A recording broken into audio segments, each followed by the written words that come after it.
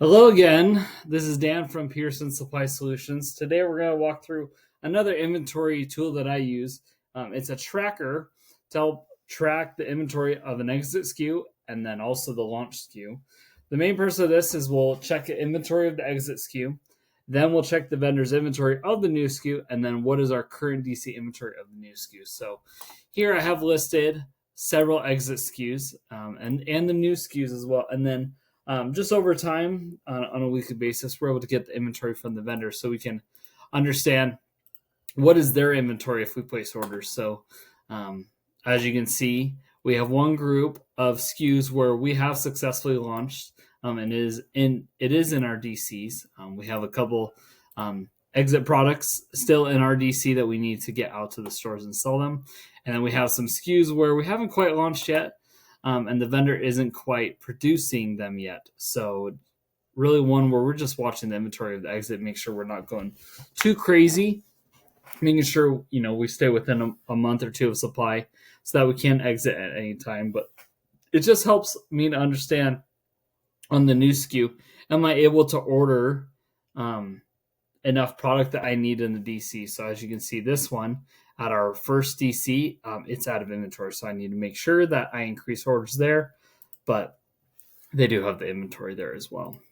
The next part is just looking at the launch quantities. So this has to do with this round 3 units that I have. And just taking a look, this is the new SKU, this is the exit SKU. What's the weekly volume of demand? How many units do we need to successfully launch into all the stores? And then how many pallets is that? So the when I place the order, the vendor will know this is how many pallets they need to prepare to give us. And then one of those 4 orders is going to be placed, and then one of those orders is going to be shipped. And then just a look at each of what we just looked at with the new SKUs, but now at a DC level.